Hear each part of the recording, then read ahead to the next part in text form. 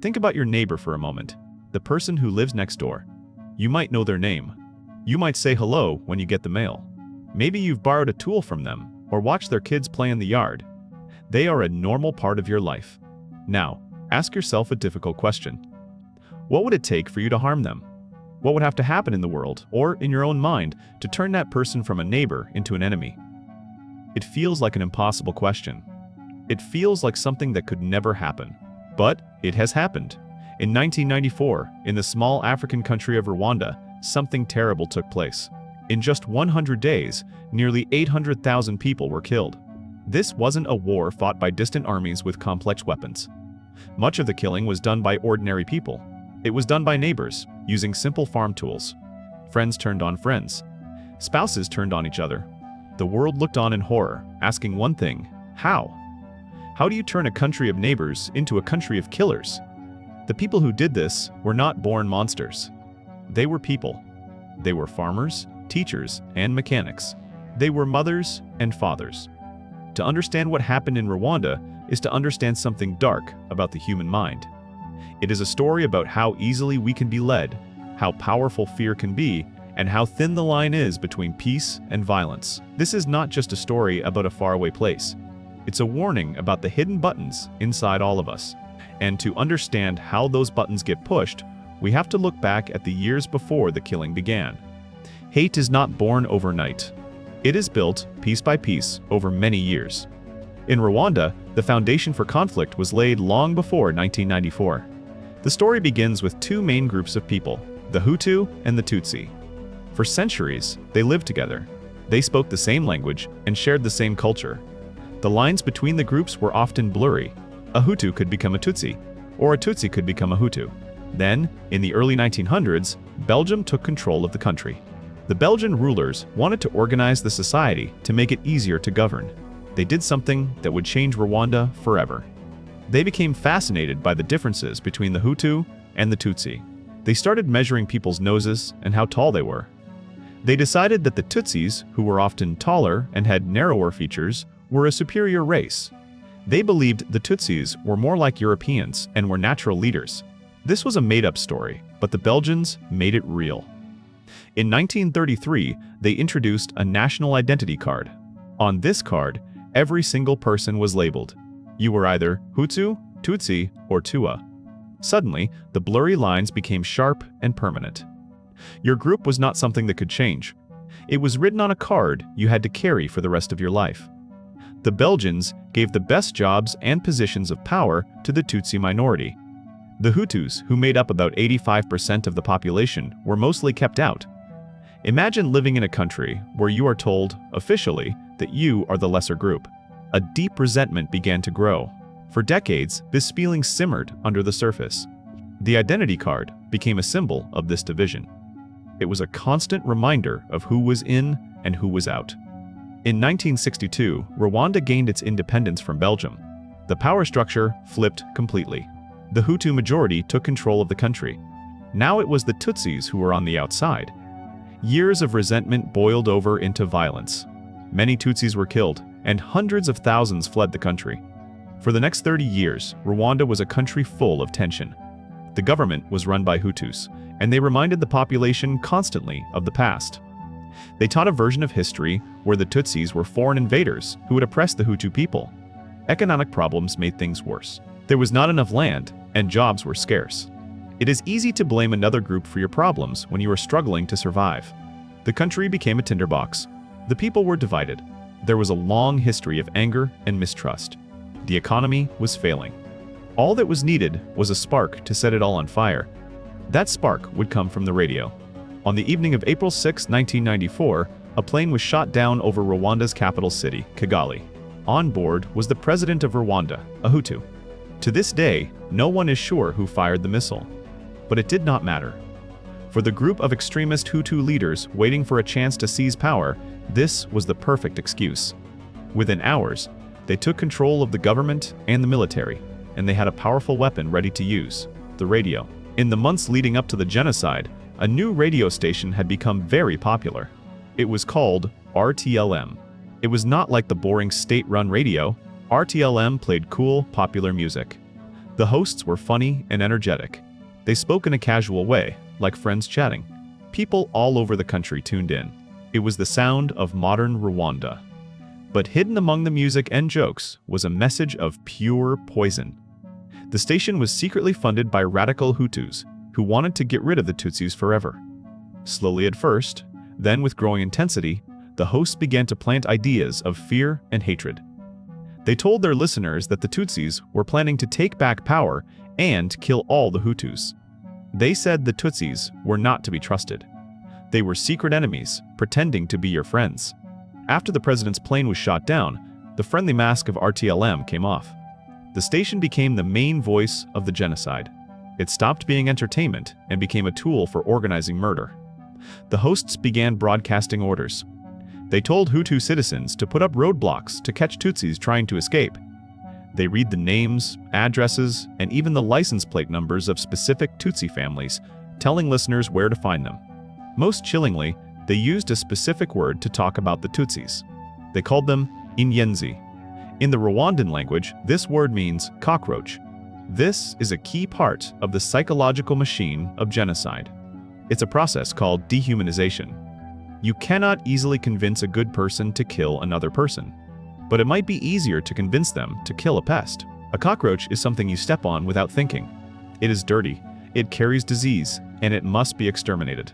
By repeating this word over and over again, the radio drilled a new idea into the minds of its listeners. The Tutsis were not human beings. The psychologist Albert Bandura described a concept called moral disengagement. This is the process people use to turn off their own sense of right and wrong. Dehumanizing the victim is one of the most powerful ways to do this. If the person you are attacking is not a person anymore, then the rules of morality don't seem to apply. You are not committing murder. You are cleaning your house of pests. The radio told people that killing was not a crime. It was a duty. It was work. They even called it clearing the bush. The language was designed to make the unthinkable seem normal. And because the message came from a popular, trusted source, people listened. The radio waves carried the signal for murder across the hills of Rwanda, and an entire nation was being taught how to hate. The radio provided the hate, but something else was needed to make people act on it. It took a powerful mix of psychological forces to turn listeners into killers. We can break these forces down into three main parts. The first was obedience to authority. Human beings have a deep-seated tendency to follow orders from people we see as being in charge. In the 1960s, a psychologist named Stanley Milgram conducted a famous experiment to test this. He had volunteers come into a lab and act as teachers. In another room was a learner who was secretly an actor. The teacher was told to ask the learner questions, and for every wrong answer, they had to deliver an electric shock. The shocks got stronger each time. The shock machine was fake, but the teachers didn't know that. As the shocks got higher, the actor would scream in pain and beg to stop. Many of the volunteer teachers became very stressed. They wanted to quit. But a scientist in a white lab coat would stand beside them and simply say, "The experiment requires that you continue." A frightening number of them did. They continued to deliver what they thought were painful, dangerous shocks, just because a person in a position of authority told them to. In Rwanda, this experiment came to life. The authority figures were not scientists in lab coats. They were mayors, soldiers, and local leaders. After the president's plane was shot down, these leaders called meetings in their villages. They stood before their communities and told them it was time to kill their Tutsi neighbors. The orders were direct. This was not a suggestion. It was a command from the government. For many people, the habit of respecting authority was so strong that they did what they were told, even if it felt wrong. They were just following orders. The second force was conformity and peer pressure. Most people have a powerful need to belong to a group. We don't like to stand out, especially when things are tense. In the 1950s, the Ash conformity experiments showed this clearly. A volunteer would sit in a room with a group of actors. They were all shown a line, and then asked to pick which of three other lines was the same length. The answer was always obvious, but then the actors would start giving the same, clearly wrong answer. After hearing everyone else say the wrong answer, about a third of the volunteers would agree with the group, even though they knew it was wrong. They conformed to avoid the discomfort of being the only one with a different opinion. In Rwanda, the pressure was 1,000,000 times more intense. When the killing started, groups of Hutu men armed with machetes would move from house to house. They would go to a man's door and tell him to come out and join them. Imagine being in that situation. If you say no, what happens? You are immediately a traitor. You are a sympathizer. You might even be hiding Tutsis. Saying no could get you and your own family killed. So, many people joined the group. They picked up a weapon not because they were filled with hate, but because they were filled with fear. They conformed to survive. The final force was the most basic of all: us versus them. The psychologist Henri Tajfel developed what is called social identity theory. His research showed that our brains are hardwired to think in terms of groups.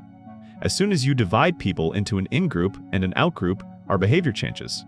We automatically favor our own group, and we feel suspicious or hostile toward the other group. This happens even when the groups are based on something completely random, like flipping a coin. In Rwanda, the groups were not random. They were carved into the national soul by the identity cards and decades of history.